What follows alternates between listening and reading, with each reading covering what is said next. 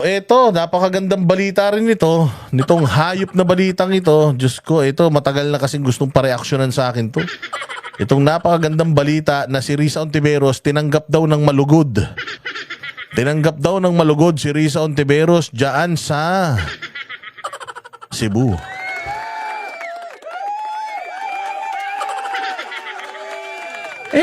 Ito lang kasi ha. Ito lang mga buwisit kayo talaga.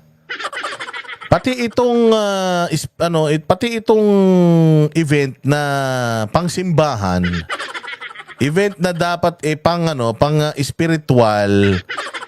Tangina, pinupuntahan kasi ng mga demonyo at mga satanas. Kaya ito ang salubong nila kasi dito pista ito ng Santo Niño eh. Pista ito ng Santo Niño sinulog. Pucha yan, yung mga pumunta, yung mga kaluluwa, sinusunog na sa impyerno.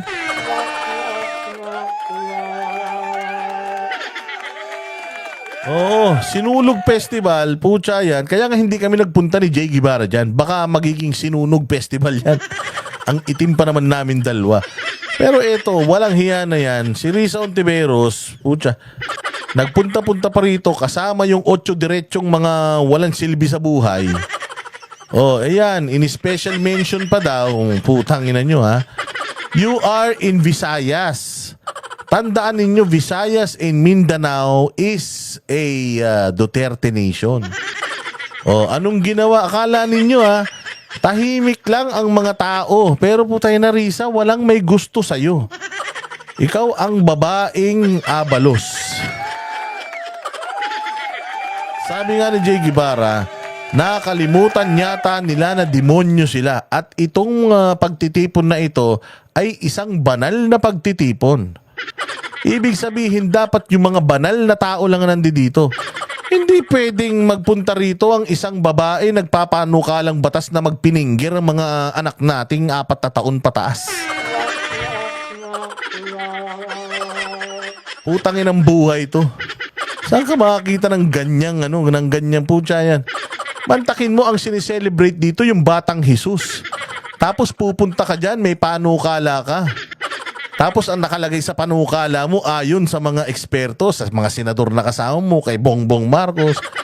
Yun daw iyong panukala, putangin na niyan, tinuturuan maging malaswa yung mga kabataan natin, demonyita ka.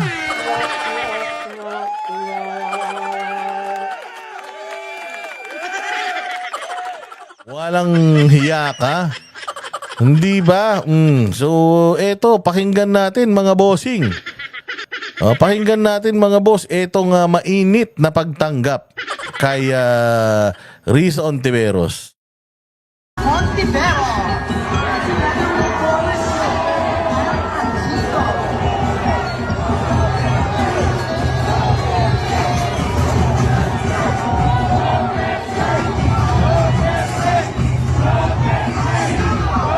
Nakakahiya, no? Mantakin mo, pinatinawag ka, Risa Ontiveros. Mantakin mo ang sinisigaw, Duterte. Nakakadiri ka, Risa Ontiveros. Putya, nakangiti-ngiti ka pa. Yung bukbukin mo mukha, nilagyan mo pa ng masilya. Naghanda ka pa, nag-eroplano ka pa papunta dyan. Gamit ba siguro ang pera ng taong bayan? Ewan ko lang. Putya, pagdating mo dyan, akala mo nakaisa ka na, dala-dala mo pa si Bam Aquino na BBM loyalist na, pero kamukha pa rin siya ni Ninoy. Bam Aquino, kung ako sa'yo, baguhin mo na yung mukha mo. Total naman, nanalo kang senador dahil kamukha mo si Ninoy at ayaw mo na kay Ninoy, yung sinasabi nyo dating pumatay kay Ninoy. Putang ina, idol nyo na si Bongbong. Palitan mo kaya yung mukha mo. Pasuntok mo para mamaga din. Tapos yung mata mo, papitik mo para mamagari, magisingkit din, tapos magniwi-ngiwi ka din. Para talagang maging na manalo ka ulit. Malay mo, kung kamukha mo na si Bongbong, manalo ka ng senador ulit.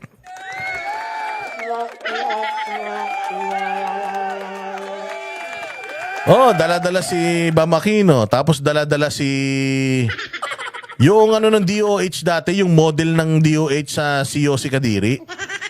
Oh, si Flavier pa yun eh. Tatandaan nyo? Noong DOH Secretary si Flavier, meron doon si Yossi Kadiri. Puta, kamukhang kamukha niyan. Si Chel Jokno kasama pa. Yung mamang nag-invest para maging matalino pero nakalimutan magpa-dentista.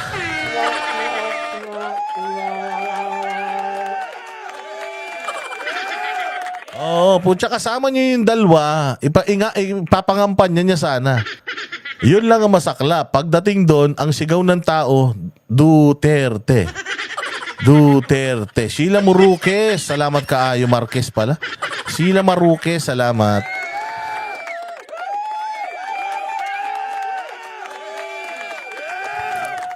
Risa Ontiveros, i-enjoy mo. Pinaghirapan mo yan. Oo, pinaghirapan mo yung status na yan. Mantakin mo, putang ina, mula apari hanggang hulo, galit sa'yo. Kaya dapat bawat sigaw nila ng Duterte, dapat ninamnam mo. Yan ang ginawa mo sa buhay mo. Oo, yung mga tao, sobrang ginalit mo, sa sobrang galit nila sa'yo, galit na sila sa'yo. Enjoy mo yan. You deserve it. Enjoy it while it lasts. Ika nga, i-enjoy mo lang. Namnamin mo ang bawat Duterte at na natatanggap mo. Pinagpawisan mo yan. Pinagpawisan mo yan, pinaghirapan mo yan. Yan yung mga hearing mo sa Senado. Yan yung mga pangbabatikos mo. Ayan ang inani mo. Oo, yung umaatikabong umaatikabong Duterte. Yung umaatikabong puta, ba't nandito yan?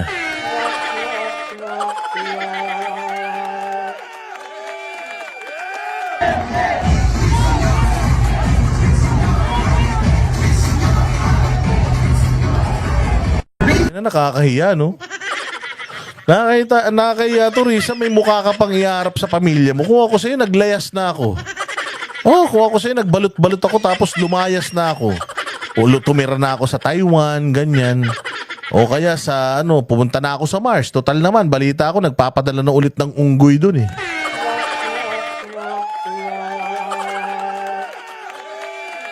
Ngayon nyo sabihin na 41%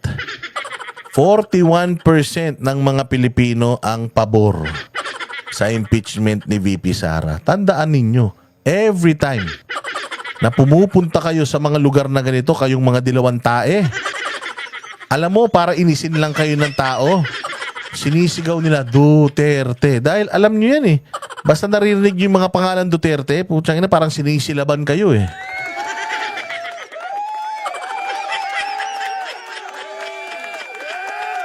Sa Hontivero.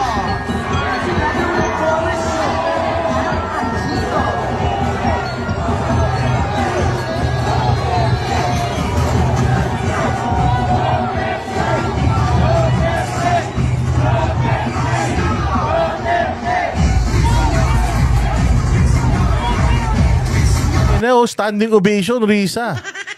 Standing ovation habang nagsisigawan ang taong bayan ng Duterte. Alam mo kung sino ang nagpa-unite sa mga taga Cebu? Si Risa Ontiveros.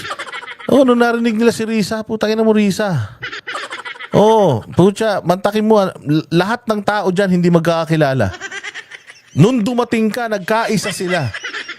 Nagkaisa sila na aras-asarin ka.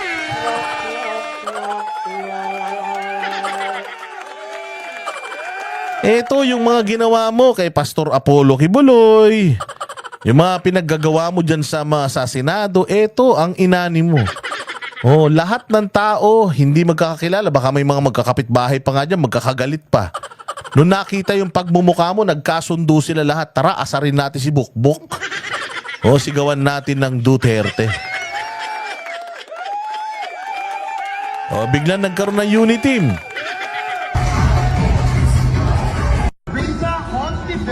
Duterte. Saan ka pa, di ba?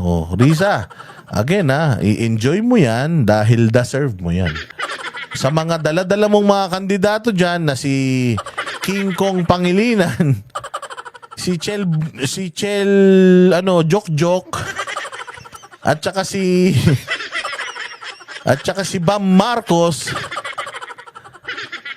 Si Bam Marcos, Diyos ko po. Alam nyo na kung saan kayong Poso Negro pupulutin. Kung saan kayong Poso Negro pinlash noon, puta, ipa-flash kayo ulit dun. Kasama nyo si Trillanes. Ano ka pa naman? Oh, Risa Ontiveros, feel mo pa naman magbisaya sa Senate inquiry ni PRRD, remember? Salamat kaayo, Mr. Chair. Salamat kaayo. Salamat kaayo. Salamat kaayo. Tas putang ina yung mga Bisaya galit sa'yo. Ew.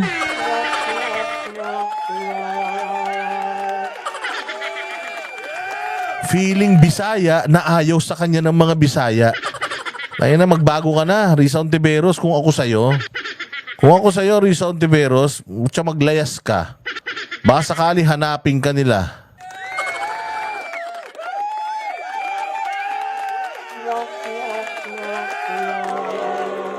Sandamukal na. Bulian Orsini, naku po, para kayong Tiveros, salamat kaayo, Mr. Chair.